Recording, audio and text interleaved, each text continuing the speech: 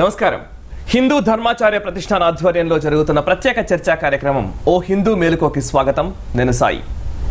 గతంలో వేదాల్లో యేసు ఉన్నాడు అంటూ ప్రచారం చేస్తున్న క్రైస్తవ మత ప్రచారకుల అబద్ధాలు చెబుతున్నారంటూ, ముఖ్యంగా వేదాల్లో యేసు ఉన్నాడన్న మాట అవాస్తవం అంటూ హిందూ ధర్మాచార్య ప్రతిష్టాన్ అనేక సందర్భాల్లో స్పష్టంగా చెబుతూ వస్తోంది.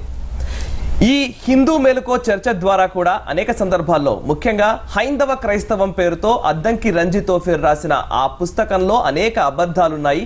అసలు వేదాల్లో యేసు గురించిన ప్రస్తావన ఎక్కడా లేదంటూ పేర్కొనడమే కాకుండా అద్దంకి రంజిత్ తోఫీర్ చేసిన సవాల్ను స్వీకరిస్తున్నాము, ఆయనతో చర్చకు సిద్ధమంటూ అనేక సందర్భాల్లో హిందూ ధర్మాచార్య ప్రతిష్టాన్ ప్రతినిధులు చెప్పిన పరిస్థితి.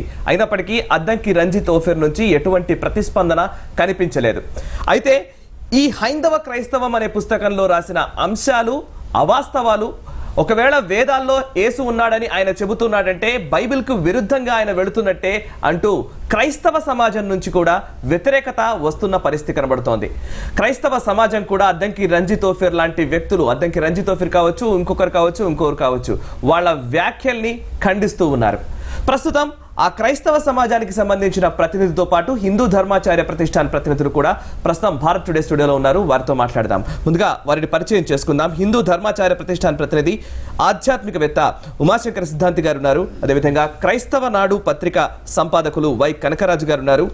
వైదిక పురోహితులు ఆర్య సామాజికులు పాతూరి రాధాకృష్ణరావు గారు, అదేవిధంగా వైదిక విజ్ఞాన సేవా సంఘం వ్యవస్థాపక అధ్యక్షులు ఆర్ శ్రీనివాసరావు గారు. నమస్కారం శ్రీనివాసరావు గారు, రాధాకృష్ణరావు గారు, కనకరాజు గారు అండ్ ఉమాశంకర్ సిద్ధాంతి గారు. చర్చకు స్వాగతం. ముందుగా కనకరాజు గారు, మీ వ్యాఖ్యలోకి మీ అభిప్రాయం వెళ్లే ముందు ఒకసారి క్రైస్తవ సమాజంలోని ఇతర మత ప్రచారకులు, ముఖ్యంగా పిడి సుందరం గారు కావచ్చు, అటు డేవిడ్ కరుణాకర్ కావచ్చు, అద్దంకి రంజిత్ తోఫీర్ చెబుతున్న మాటల్ని వ్యతిరేకిస్తూ వ్యాఖ్యానించారు. వారేం మాట్లాడారో ఒకసారి చూద్దాం. విపరీత వాదాలకు దూరంగా ఉండమని పరిశుద్ధ గ్రంథమైన బైబిల్ చెప్తూ ఉంటే, ఈ దినాల్లో చేస్తున్నటువంటి మరి కొంతమంది ప్రసంగికులు ఏం చేస్తున్నారంటే, వేదాల్లో యేసు ఉన్నాడు, ఖురాన్లో క్రీస్తు ఉన్నాడు.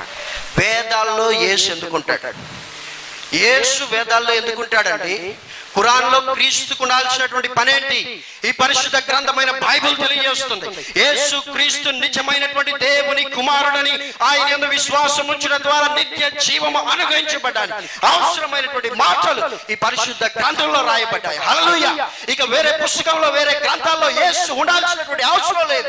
కారణం ఏంటంటే ఆయన ఇందులో ఉన్నాడు. ఇందులో ఉన్నటువంటి యేసు చాలు నీ జీవితాన్ని రక్షించడానికి.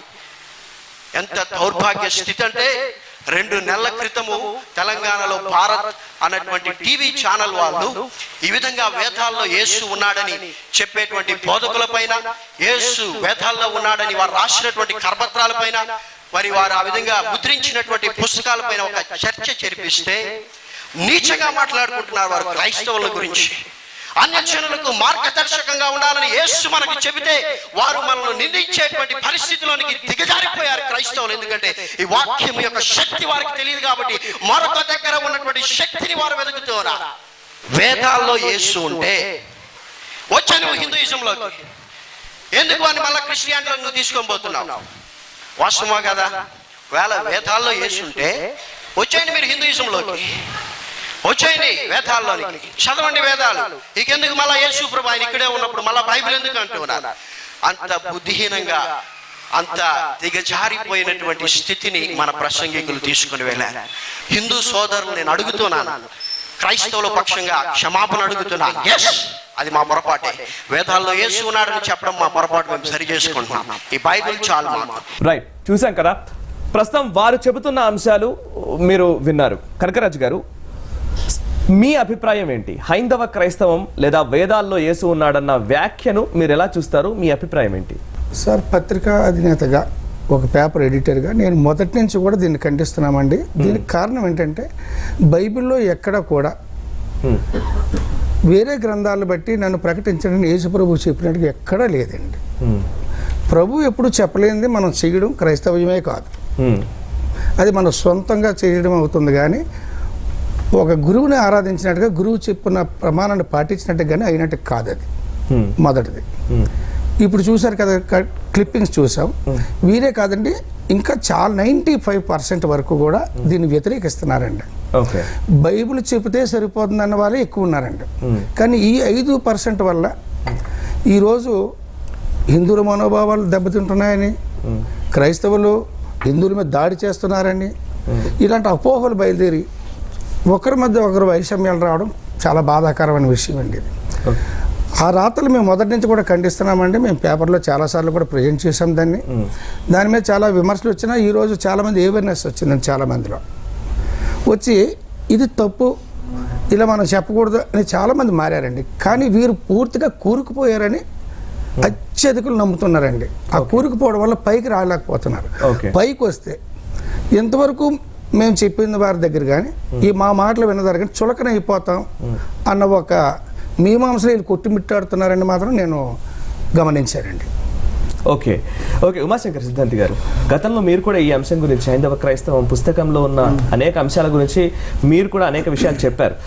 ఇప్పుడు కనకరాజు గారు కూడా ఆ పుస్తకాన్ని కానీ ఆయన వ్యాఖ్యల్ని కానీ ఖండిస్తున్నామంటున్నారు. హిందూ ధర్మాచార్య ప్రతిష్టాన్ నుంచి మీ స్పందన ఏంటి? కనకరాజు గారు ఉన్నది ఉన్నట్టు చాలా చక్కగా కుండ బద్దలు కొట్టినట్లుగా వారు వాస్తవం చెప్పారండి. కొద్దిమంది వల్ల సమాజం మొత్తం ఏ విధంగా పాడవుతుంది, ఒక సమాజంలో ఉన్నటువంటి వివిధ వర్గాల వాళ్ళ మధ్య వైషమ్యాలు ఏ విధంగా వస్తాయనడానికి రంజిత్ ఓఫీర్ గారు ఈ రోజున నిలువెత్తు సాక్ష్యం. ఆ విషయంలో మనం కూడా అంతకుముందు జరిగిన దాంట్లో కూడా విశ్వాసులు, నిజమైన క్రైస్తవులు అందరూ కూడా రంజిత్ ఓఫీర్ గారిని వ్యతిరేకిస్తున్నారని మనం మాట్లాడుకున్నాం. ఆ విషయం కూడా మేము గుర్తించామండి. అనేక మంది ఆ విధంగా చెప్తున్నారు ఇది కరెక్ట్ కాదు అని. ఎవరి మతాన్ని గురించి చెప్పుకోవాలంటే వారికి ఒక మత గ్రంథం ఉంది, ఆ మత గ్రంథాన్ని అనుసరించి వాళ్ళు ప్రచారం చేసుకోవచ్చు. అంత మటుకే కానీ ఇంకొక మీ దాంట్లో మా దేవుడు ఉన్నాడు అన్నప్పుడు గతంలో కూడా చెప్పాం, వేదాల్లో క్రీస్తున్నట్టయితే బైబిల్ దగ్గరికి మేమెందుకు రావాలి, మీరే వేదాల దగ్గరికి రండి అని చాలాసార్లు చెప్పాం వారికి. కాబట్టి ఈ విషయంలో నేను పూర్తిగా వారితో ఏకీభవిస్తున్నాను. ఓకే, రాధాకృష్ణరావు గారు, యేసుక్రీస్తును గురించి చెబుతూ వేద వేద్యుడు అంటూ అనేక సందర్భాల్లో ఆయన మాట్లాడుతూ ఉంటాడు.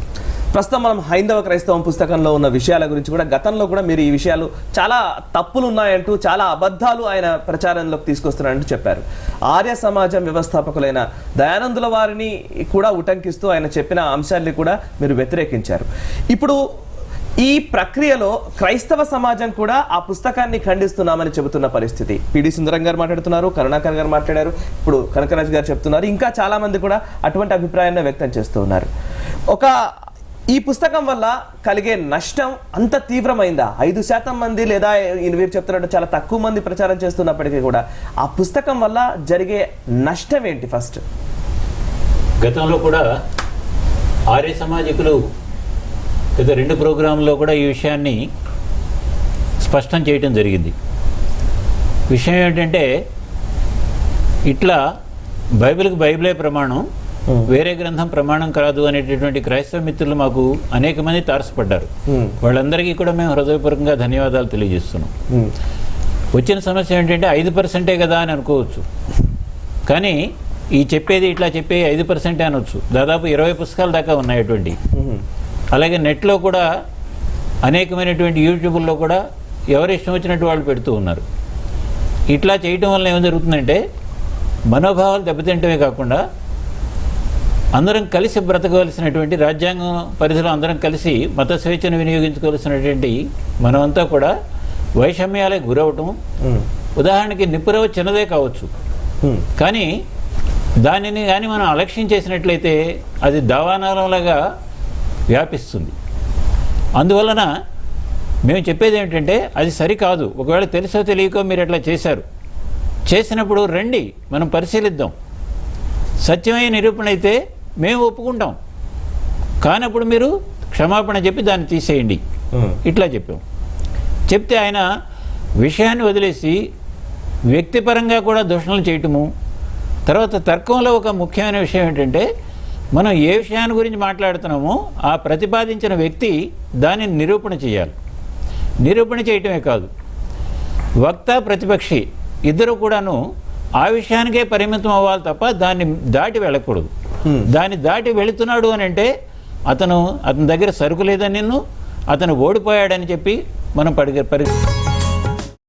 ఒక రంజితోఫిర్ అనే వ్యక్తో లేకపోతే ఇంకో ఇద్దరో ముగ్గురో సమ్ పేర్లు పెట్టుకొని వాళ్ళు చేస్తున్న ఈ ప్రచారాన్ని ఒక భారీ నష్టంగా అదొక క్రైస్తవ సమాజానికి ప్రతీకలుగా భావిస్తున్నారా, లేకపోతే వాళ్ళ ప్రక్రియలో వాళ్ళు చేస్తున్నారు కాబట్టి వాళ్ళని నిరోధించాల్సిన బాధ్యత క్రైస్తవులపై కూడా ఉందన్న విషయాన్ని వాళ్ళకి తెలియజేయాలనుకుంటున్నారా?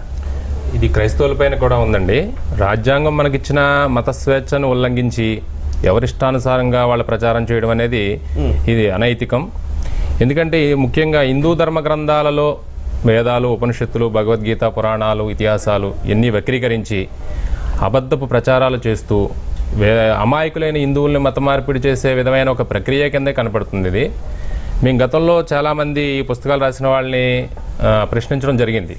మొదటిగా సుధాకర్ గారు ఆలమూరు, అలాగే కణిత అబ్రహం గారు శ్రీకాకుళం టెక్కలి, గుండాబత్తిన దేవదానం గారు విశాఖపట్నం, యు సుధాకర్ గారు వైజాగ్, వీళ్ళందరినీ కూడా మేము ఒక్కొక్కటిగా ప్రశ్నిస్తే సుధాకర్ గారు చెప్పింది ఏంటంటే, నాకు అంత జ్ఞానం లేదండి, మా గురువుగారు రాసింది ఏదో నేను రాశాను, నాకు ఆ పరిమితి తెలియదు, నన్ను క్షమించండి అని చెప్పి ఆయన చెప్పడం జరిగింది. అలాగే కణిత అబ్రహం గారిని కూడా మేము వెంబడించాం. ఏంటండి మీరు పుస్తకం రాశారు కదా, మార్కెట్లో రిలీజ్ చేశారు, సత్యం అని చెప్తున్నారు కదా, దీని మీద మనం చర్చ చేద్దామండి, అసలు వేదంలో ఎంత వరకు వేసున్నాడు, ఎంత వరకు ఈ పరిధి మీరు చెప్పింది సరైంది, అది ఒకసారి నిరూపించండి అని మనం అడగడం జరిగిందండి. అడిగితే ఆయన, లేదు మిత్రమా, నేను ఇందులో పొరపాటు పడ్డాను, మిగతా వారు రాసిన పుస్తకాలు చూసి నేను రాశాను కానీ నాకు దాంట్లో అంత జ్ఞానం లేదనే దగ్గర ఆయన చెప్పి క్షమించమని ఒక మెసేజ్ కూడా పెట్టడం జరిగిందండి. ఒక పాస్టర్ డైరెక్ట్ గా ధర్మపీఠం చర్చా వేదిక ద్వారా భారత్ టుడేలోనే చెప్పారు, ఆయన అంగీకరించారు కూడా. మీకు వేదాలు తెలుసు, చదివారా మీరు, సంస్కృతం తెలుసా అంటే నాకు తెలియదండి, నాకు ఎటువంటి జ్ఞానము లేదు, ఆ పరిజ్ఞానం లేదు, కానీ ఏదో పుస్తకాల్లో చదివి నేను రాశానని కూడా ఒప్పుకున్నారు. అలాగే మన దేవదానం గారు కూడా, విశాఖపట్నం గుండాబత్తిన దేవదానం గారు కూడా ఆయన చర్చికి వెళ్ళి మేము అడిగామండి. అసలు ఆయన సుమారుగా 16 పుస్తకాలు రాశారు ఆయన. ఈ 16 పుస్తకాల్లో కూడా అన్నిట్లో కూడా యేసు కనపడుతున్నాడు అన్నాకనే ఆయన విధానాన్ని చూపించారు. మేము అక్కడికి వెళ్ళి అడిగేసరికి ఏంటంటే, అసలు వేదాలు ఎన్నో కూడా ఆయనకి ఆ పరిజ్ఞానం కూడా లేదు. ఎన్ని వేదాలు ఉంటాయో తెలియని ఆయన ఎన్ని పుస్తకాలు ఎలా రాశాడో కూడా మాకు అర్థం కాలేదు. ఈ ధోరణి ఎంతవరకు వెళ్తుందంటే అండి, అంటే క్రైస్తవులు హిందువులు వెళ్ళి ప్రశ్నించిన తర్వాత ఆగిపోయింది అది. ఆగిపోయా. అక్కడికి వెళ్ళిన తర్వాత ఆయన దగ్గర నుంచి ఆన్సర్ రాలేదు, సమాధానం రాలేదు. మళ్ళీ మేము రండి మీకు చెప్తాం అనే దగ్గర ఆయన ఏదో మాట్లాడారు కానీ అంత సాటిస్ఫైడ్గా మేము వెళ్ళలేకపోయామండి. ఎందుకంటే ఆయన దగ్గర ఆ జ్ఞానం కనపడలేదు మాకు. అసలు కనీసం ప్రాథమిక జ్ఞానం కూడా లేదు ఆయన దగ్గర. దాని గురించి ఇంకా డిస్కషన్ చేయడం అవసరం లేదనిపించింది. ఇదేంటంటే కేవలం ఒక మత మార్పిడి చేయడానికి, హిందువుల్ని మత మార్పిడి చేయడానికి వాడుకునే ఒక ఎత్తుగడ తప్ప ఈ వేదాలు చదివో, లేకపోతే ఉపనిషత్తులు చదివో, లేకపోతే ఈ గ్రంథాలు, వైదిక ధర్మ గ్రంథాలన్నీ చదివేసో ఇదే రాసిని కాదు అనే దగ్గర మాకు అర్థమైంది స్పష్టంగా ఆయనతో మాట్లాడిన తర్వాత. ఇప్పుడు కనకరాజు గారు చెప్పిన దాన్ని కూడా మేము ఏకీభవించాల్సి వస్తుంది. ఎందుకంటే ఇది ఒక కుట్రపూరితంగా జరుగుతున్నదే కానీ ఒక జ్ఞాన పరిధికి సంబంధించింది మాత్రం కాదు. కనకరాజు గారు, మీ అభిప్రాయం ప్రకారం మీరు, సరే ఆయన చెప్తున్న మాటల్ని ఖండిస్తూ ఉన్నాం కరెక్టే, కానీ ఆ చెబుతున్న మాటల వెనుక ఉన్న ఉద్దేశాన్ని మనం ఎలా చూడాలంటారు? ఆ ఉద్దేశం ఏంటి? వాళ్ళు భ్రమపడుతున్నారు. ఈ విధంగా మీ గ్రంథంలో కూడా మా దేవుడి గురించి ఉందంటే అమాయకులైన వారు నమ్మి ఎక్కువ మంది మారుతారు అన్న ఒక ఉద్దేశం వాళ్ళు కలిగి ఉన్నారని నాకు స్పష్టంగా అర్థమైపోయింది. భ్రమలో ఉన్నారంటారు. భ్రమలో ఉన్నారండి, ఇందులో డౌట్ ఏం అవసరం లేదు. అలాగే ఎవరు మారరండి. అలాగే మారేది ఉంటుంటే నా గురించి సువార్త చేయమని యేసుప్రభు చెప్పాల్సిన పని ఉండదండి. మీరు ఏ దేశానికి ఆ దేశం వెళ్ళండి. మరి మన దేశానికి ఒకదానికి ఇవ్వరు కదండి. అలాంటప్పుడు అన్ని దేశాలకి అన్ని గ్రంథాలు రకరకాలు ఇస్తారు. ఆయా గ్రంథాలు నా గురించి ఉంటుంది, మీరు వెళ్ళి చెప్పండి అని చెప్పుండేవారు ఆ రోజు ఆయన అలా చెప్పలే. సువార్త చేయమని చెప్పారు, ఆయన గురించి చెప్పమన్నారండి. విన్న వాళ్ళు నమ్ముతారు, రక్షణ పొందుతారు, లేని వారు ఊరుకుంటారు, మీకు అనవసరం. ఇవి దానికి మానేసి ఇలాంటివన్నీ తీసుకొచ్చి చెప్పడం వల్ల ఏమవుతుందంటే కొంచెం గలిబిలు ఎక్కువ అవుతుందండి. ఈ కొద్ది మందే ఒక రాయే చెరువునంతా అలజడి చేసినట్టుగా అటు ఇటు సమాజం కుదిపోయబడుతుందండి. ఇక్కడ మాలాంటి వాళ్ళు కూడా చాలా బాధపడుతున్నాం ఈ విషయాల్లో. ఎందుకంటే మేము ఒకసారి రాసినప్పుడు ఆ మాటలు చాలాసార్లు రాసాం ఖండించే వాళ్ళని, అప్పుడేం మాట్లాడలేదు వారు. ఈసారి పుట్టా సురేంద్ర బాబు గారు అని ఆయన ఆర్టికల్, వేరే తీసుకొని నేను రాసినప్పుడు ఆర్టికల్ నా మీద ఒక 56 నిమిషాలు కూడా ఆయన విమర్శించారు. విమర్శించారండి. అది మీరు చూశారు, మీరు ఎంతవరకు చూసే ఉంటారు.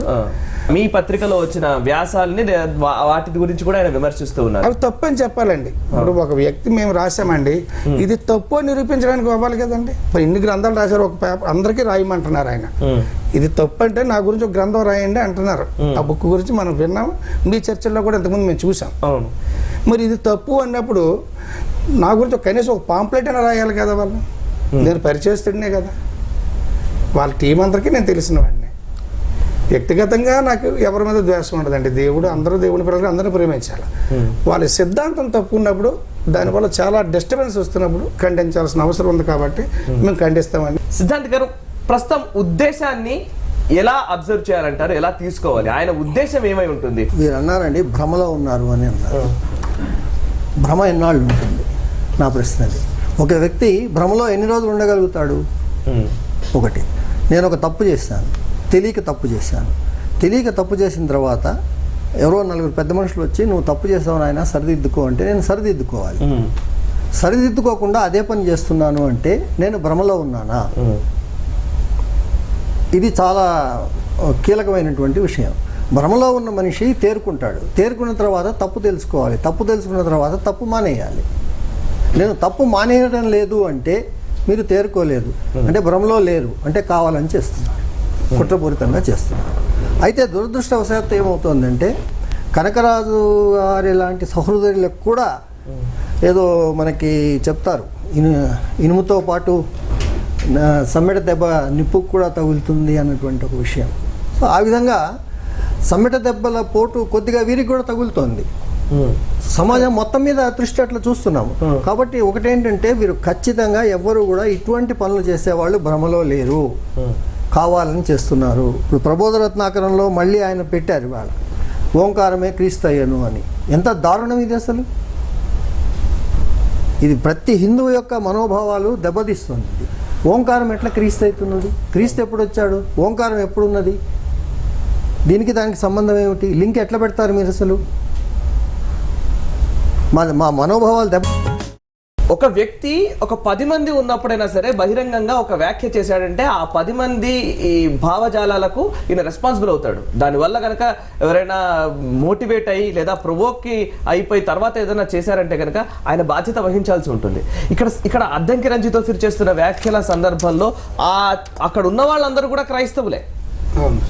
సామాన్య క్రైస్తవులను కూడా ఈయన మభ్య పెడుతున్నాడేమో అనే ఒక అభిప్రాయం వచ్చినప్పుడు ప్రశ్నించాల్సిందే కదా. ఇటువంటి ప్రసంగాలు వింటున్నప్పుడు అక్కడున్న సమాజం కూడా ప్రభావితం అయ్యే అవకాశాలు ఉంటాయి.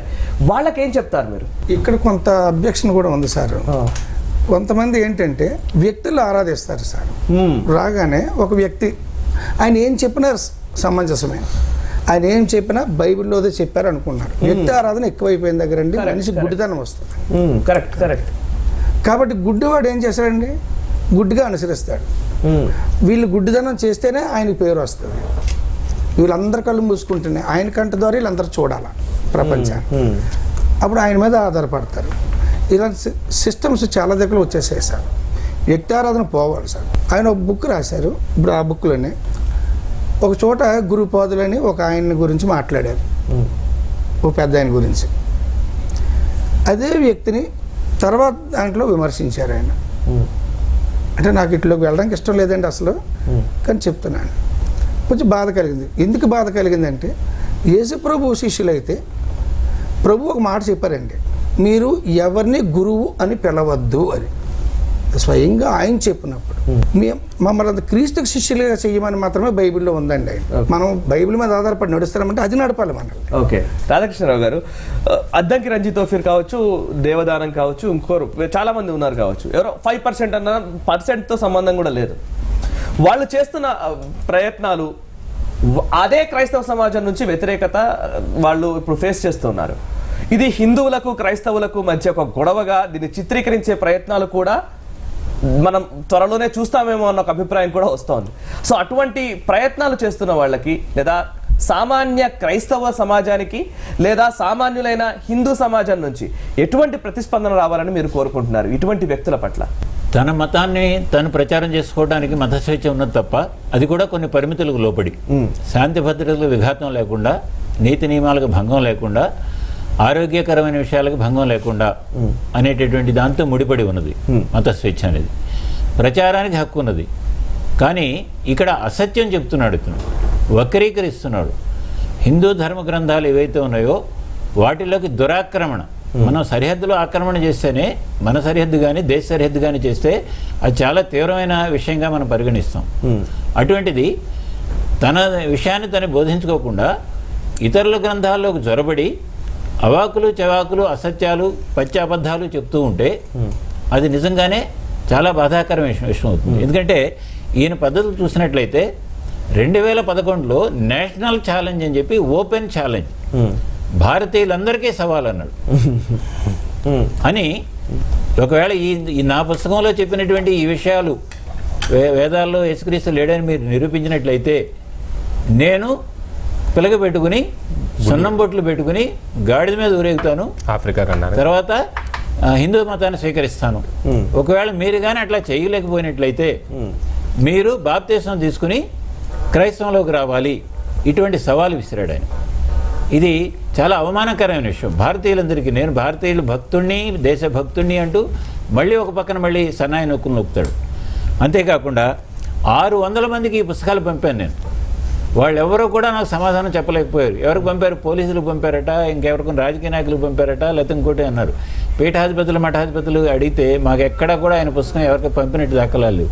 పోనీ ఒకవేళ మేము పొరపాటు పడ్డామని అయ్యా మా 600 లిస్టు ఇవ్వమని చెప్పేసి సత్యాన్వేషణ మండలి ద్వారా పుట్టా సురేంద్రబాబు గారు కూడా అడగటం జరిగింది. దానికి సమాధానం లేదు.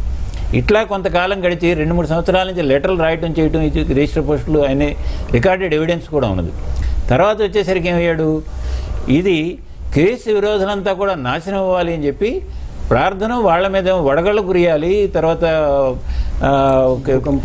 భూకంపాలు రావాలి, వాళ్ళు నాశనం అయిపోవాలి అని చెప్పేసి దానికి మన కనకరాజు గారు కూడా చూసి విస్తుపోయారు. ఇదేమిటి, క్రీస్తు అంటే చాలా దయామయుడుగానే కదా, ఇది చూస్తుంటే నాకు చాలా విచిత్రంగాను వేదనగాను ఉంది, క్రైస్తవులు ఎవరో కూడా ఇటు చెప్పేటటువంటి మాటలు కాదు అని చెప్పి ఆయన స్వయంగా కూడా ఆయన చెప్పడం జరిగింది. నేను చాలా మందికి దాన్ని వాట్సాప్లో పంపించాను సార్. ప్రతి వారు కూడా చాలా బాధపడుతూ ఇదేంటంటే ఇదేం ప్రార్థన చేస్తున్నారు, ఆయన కూడా హర్షించలేదు. శత్రువును కూడా ప్రేమించి వాళ్ళ కోసం ప్రార్థన చేయమని చెప్పిన దేవుని కలిగి ఉన్నాం మేము. ఇంకా మీరే శత్రువులు ఏంటంటే, మా అక్కయ్య మా అన్నయ్య క్రైస్తవురాలు అయ్యింది, ఇప్పుడు వరకు మా అన్నయ్య ఇంకా హిందువే. వీళ్ళు శత్రువులే అండి, ఒక తల్లి కడుపును పుట్టామంతా. శత్రువులు కాదు, బంధువులు, మిత్రులు. వీళ్ళే ఎవరు శపిస్తున్నామండి అసలు.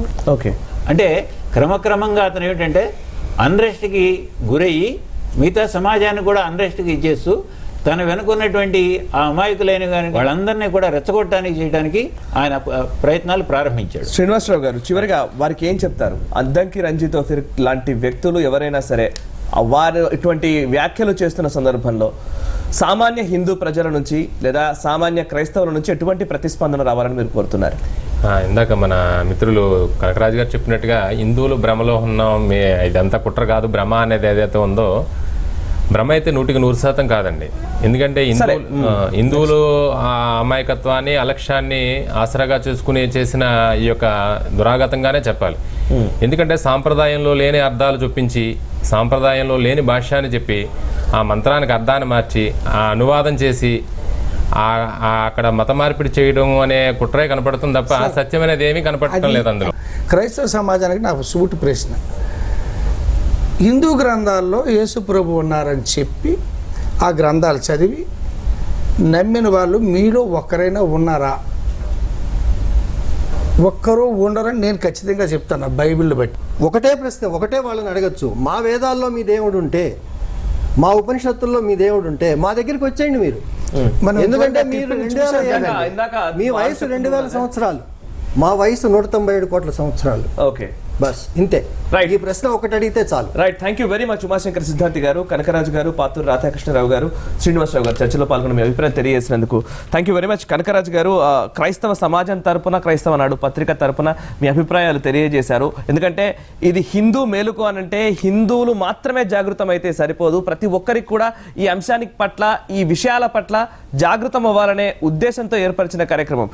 హిందువులతో పాటు క్రైస్తవ సమాజం కూడా ఇటువంటి చర్యలు చేస్తున్న వాళ్ళని అడ్డుకోవాల్సిన పరిస్థితి ప్రస్తుతం కనబడుతోంది. హిందువులకు క్రైస్తవులకు మధ్య ఒక వైషమ్యాలు పెంచే విధంగా ఎవరు వ్యాఖ్యానించినా సరే ఇటువంటి ప్రచారం చేస్తున్న వాళ్ళని అడ్డుకోవాల్సిన బాధ్యత ప్రతి ఒక్కరిపైన ఉంటుంది. హిందువులు కూడా క్రైస్తవ సమాజంలో ఎటువంటి అలజడి సృష్టించాలనే ఉద్దేశంతో కొన్ని రకాలైన వ్యాఖ్యలు అద్దంకి రంజిత్ ఓఫీర్ చేస్తున్నారు అని చెప్తున్న నేపథ్యంలో అటువంటి వ్యాఖ్యల విషయంలో కొంత ఆచితూచి ఉండాలి, సంయమనంతో ఉంటూనే ప్రశ్నించాల్సిన బాధ్యత ప్రతి ఒక్కరిపైన ఉంటుంది. క్రైస్తవ సమాజం ముఖ్యంగా ఆయన చెబుతూ ఉంటే వేదాల్లో యేసు ఉన్నాడని అద్దంకి రంజిత్ ఓఫీర్ చెప్పడం కాదు, పోప్ చేత చెప్పించండి అని ఒక ప్రశ్న అడగచ్చు. అదేవిధంగా వేదాల్లో యేసు ఉన్నాడు అంటున్నారంటే అదే వేదాల్ని మీరు ఆచరించవచ్చు కదా, అదే హైందవ ధర్మంలోకి రావచ్చు కదా అని ప్రశ్నించవచ్చు. ఇలా ప్రశ్నలతోనే ఇటువంటి వాళ్ళని నోరు మూయించాల్సిన అవసరం కూడా ఖచ్చితంగా కనబడుతోంది. చూస్తూనే ఉండండి భారత్ టుడే, దేశం కోసం, ధర్మం కోసం. హిందూ ధర్మానికి సంబంధించి ఎటువంటి సమస్య వచ్చినా, ధర్మంపై దాడి జరుగుతున్నట్లు మీకు అనిపించినా హెల్ప్ లైన్ నెంబర్కి కాల్ చేసి మీ అభిప్రాయాలు పంచుకునే అవకాశాన్ని కల్పిస్తూ ఉన్నారు. ఆ హెల్ప్ లైన్ నెంబర్ ఎప్పటికప్పుడు భారత్ టుడే స్క్రీన్ పైన మీరు వీక్షించవచ్చు.